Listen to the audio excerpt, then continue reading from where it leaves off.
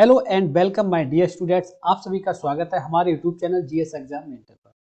और जैसा कि आप जान रहे हैं कि जो इस समय सेशन चल रहा है, सीजन चल रहा है, यूँ कहें कि एक प्रकार से सीजन चल रहा है, वो भर्तियों का सीजन चल रहा है। चाहे एसएससी जीडी की बात करें, यूपी पुलिस की बात करें, तो तमाम इस समय भर्तियां हैं। तो उनकी तैयारी कैसे करें, किस तरह से हम प्लानिंग करें ताकि हम सही तरीके से और सही दिशा में, देखिए एक चीज तो है, जब तक हम सही दिशा में नहीं होंगे तो हम सही, हमारी जो भी मेहनत हम करेंगे वो सारी की सारी मेहनत बेकार चली जाएगी। तो आप मेहनत भी कर रहे हैं लगातार और कहीं ना कहीं आपको उसके अनुकूल परिणाम नहीं मिल रहा है, तो ये बहुत बड़ी समस्या मन में रह जाती है कि आखिर क्या वजह है ऐसी कि हमारे द्वारा जो प्रयास किया जा रहा है, प्रयास में कोई कमी नहीं है। आपके जो प्रयास किया जा रहा है वो भी आप अथक प्रयास कर रहे हैं, इसके बावजूद भी कहीं ना कहीं आप चूक हो जाती है। आपके एग्जाम हॉल में जाने के बाद आप कहीं ना कहीं पीछे रह जा रहे हैं। इसका कारण क्या है? ये तमाम बहुत सारी ऐसी बातें हैं जिस पर हम आज चर्चा करने वाले हैं। बात करेंगे किस तरह से हम इन सारी समस्याओं को, किस तरह से इन समस्याओं से दूर हो सकते हैं, किस तरह से इन समस्याओं को हम से निजात पा सकते हैं। ये बहुत सारी बातें हैं, ये ढेर सारी बातें जिस पर हम बात करने वाले हैं, डिस्कस करने वाले हैं। देखिए, सबसे पहले मैं बात करूंगा जो, जहां तक की बात है कि मैथ, गणित की बात करूंगा। जब भी आप एसएससी या यूपी पुलिस या एक्स वाई जेड कोई भी आप वनडे एग्जाम देते हैं तो उसमें मैथ एक इशू बना रहता है। खास तौर से अगर मैं बात करूं तो गर्ल्स में ये ज्यादा रह जाता है। हालांकि इस दौर में गर्ल्स भी पीछे नहीं है, लेकिन कहीं ना कहीं जैसे अभी जो पुलिस, यूपी पुलिस की भर्ती आई है, तो इसमें जो गर्ल्स हैं उनके लिए कहीं ना कहीं एक मैथ इशू बना हुआ है कि मैथ को कैसे करें। आखिर मैथ कैसे, तो मैं आपको बताना चाहूंगा मैथ कोई बहुत बड़ी चीज नहीं है। मैथ पे बहुत कम समय में अगर आप सिस्टमेटिक तरीके से उसको सीखते हैं तो कहीं ना कहीं आप बहुत आसानी से, बहुत कम समय में मैथ में अपनी बहुत बेहतरीन पकड़ बना सकते हैं।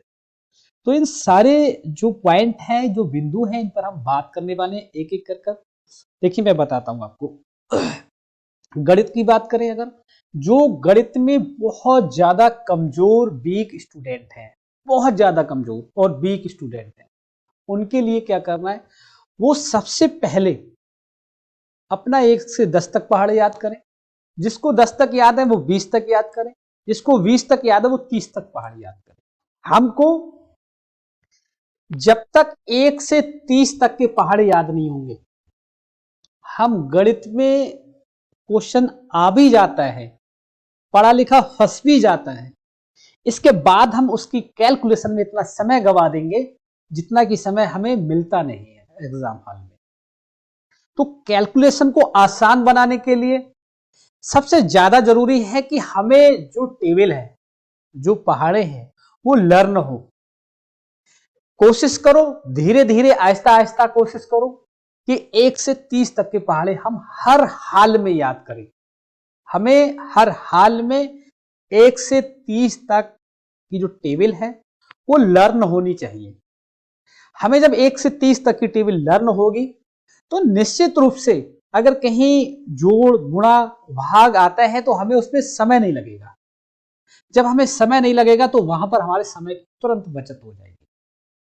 हो जाएगी कि नहीं हो जाएगी? पहला पॉइंट। इसके बाद बात करेंगे इसी के साथ साथ गुणा और भाग की। हमारे पास छोटे छोटे क्लासों की जो क्लासों की किताबें होती मैथ की, चाहे वो 5th की बात करें, 6th 7th ईयर तक की क्लास, उनके आप उनकी किताबें लें, उनको रिपीट करें, रिवीजन करें, ताकि कहीं ना कहीं हमारी कैलकुलेशन अच्छी हो जाएगी। छोटे छोटे बेसिक पॉइंट, मैं बेसिक की बात कर रहा हूँ, जो लोग बेसिक जानते हैं उनके लिए नहीं, जो बेसिक नहीं जानते उनके लिए बता रहा हूँ। तो वो उन क्लासों से वो रिवीजन करें। उन्हें इस बात का मन में एहसास नहीं करना है कि साहब हम मतलब पुलिस की तैयारी कर रहे हैं, हम कक्षा 5 की कहना चाहिए किताब पढ़ेंगे, तो ये कोई इशू नहीं होता है। देखिए, लर्निंग और एजुकेशन का कोई पैमाना नहीं, कहीं से और कभी भी हम सीख सकते हैं, कोई ऐसी बात नहीं है। हम अपने आप गुणा भाग के क्वेश्चन बनाएं, अपने आप प्रैक्टिस करें, अपने आप गुणा को भाग के जो क्वेश्चन है वो बनाएं, प्रैक्टिस करें। इससे हमारी स्पीड बढ़ेगी, हमारे माइंड कहना चाहिए साफ होगा, और कहीं ना कहीं हमारी जो कैलकुलेशन है उस पर बहुत कम समय में आपका बहुत अंतर पड़ेगा। तो इस तरह से जो मैथ है उसको हम कवर कर सकते हैं। मैथ में हम बहुत आसानी से, देखिए प्रैक्टिस, मैथ में मेनली प्रैक्टिस रह जाती है आपकी। इसके साथ साथ अब जो जो स्टूडेंट्स बेसिक जानते हैं उनके लिए मैं बता दूं कि 1 से 30 तक पहाड़े, 1 से 30 तक स्क्वायर, वर्ग, वर्गमूल और 1 से 20 तक घन और घनमूल। अगर इतनी चीजें आप माइंड में रखते हैं हमेशा, तो निश्चित रूप से आप निश्चित रूप से माने कि आपकी मैथ में कोई ऐसी कैलकुलेशन नहीं होगी जो आप सेकंडों में हल ना कर दें, सेकंडों में। और हमें पहाड़े नहीं याद है, हमें स्क्वायर, क्यूब रूट ये नहीं पता है। तो हर चीज को अगर हम कॉपी और पेन लेकर हल करेंगे तो निश्चित रूप से आप माने हमारा बहुत समय बर्बाद होने वाला है, बहुत समय खराब हो जाएगा और हम धीरे धीरे धीरे धीरे अथक प्रयास करने के बाद भी पिछड़ते हुए चले जाएंगे। और यही रीजन रह जाता है एग्जाम में पिछड़ने का, और कोई वजह नहीं है। मैं आपसे पूछना चाह रहा हूं, आप कमेंट कर मुझे जरूर बताएं। मैं समझ रहा हूं लगभग 90% स्टूडेंट्स ऐसे होते हैं जो एग्जाम हॉल में निकलने के बाद उन्हें सारे के सारे क्वेश्चन पता होते हैं, चाहे वो मैथ के हो, चाहे वो इंग्लिश के हो, चाहे वो जीएस के हो, जीके के हो, करंट के हो, किसी भी सब्जेक्ट के हो, हिंदी के हो। कहीं ना कहीं वो जल्दबाजी में, कहीं ना कहीं समय के अभाव में वो हमसे छूट जाते हैं। मैथ, रीजनिंग की बात करें, देखिए रीजनिंग की बात करेंगे उसमें भी यही सीन है, उसमें भी हमें लगातार प्रैक्टिस करना होगा। अगर हम लगातार प्रैक्टिस करते रहेंगे तो हम निश्चित रूप से बहुत बेहतरीन पकड़ बना लेंगे और हमें किसी भी तरह की कोई दिक्कत नहीं होगी। अब लर्निंग सेक्शन की बात करेंगे। देखिए लर्निंग सेक्शन का आप सीधा लर्निंग का पोर्शन आप हमेशा मॉर्निंग टाइम में लर्न किया करें। मॉर्निंग टाइम में हमारा जो बॉडी होती है बिल्कुल एकदम फ्रेश होती है, ताजा होती है।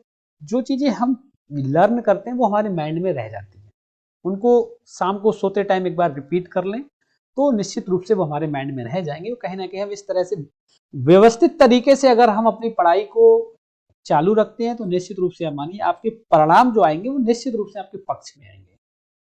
तो मेरा यही आप सभी लोगों से यही निवेदन है कि आप जो भी मेहनत आप लोग बहुत करते हैं, ऐसा नहीं है आप लोगों ने मेहनत नहीं किया है, आप वास्तव में बहुत मेहनत करते हैं, लेकिन कहीं ना कहीं व्यवस्थित तरीके से नहीं कर पा रहे हैं, इसलिए आप जीवन में लगातार असफल हो रहे हैं। तो मेरा आपसे यही आग्रह है कि किसी भी तरह से, और टाइम का कोई इशू नहीं है, कोई दिन में पढ़े, रात में पढ़े, सुबह पढ़े, शाम पढ़े, ये आप पे डिपेंड करता है। आपका समय जिस तरह से एडजस्ट होता है आप उस तरह से एडजस्ट करिएगा, बस रेगुलर रहिएगा। अगर आज से भी आप रेगुलर हैं तो निश्चित रूप से जो भर्ती यूपी पुलिस की आई हुई है, यूपी पुलिस के एग्जाम तक भी अगर आप रेगुलर रह गए, जो भी स्टूडेंट रेगुलर रह गए और मेहनत कर ली आपने, सही दिशा में आपने प्रयास कर लिया, तो निश्चित रूप से आप माने कोई किसी भी हालत में आप असफल नहीं होंगे, 100% आप सफल होंगे। और तो मेरा यही मानना है कि आप रेगुलर रहें। तो इसी के साथ आप सभी को एक बार बहुत बहुत शुभकामनाएं। मेरा यही रहेगा कि आप सही दिशा में और सही प्रयास करें ताकि आप जीवन में सफल हो। धन्यवाद।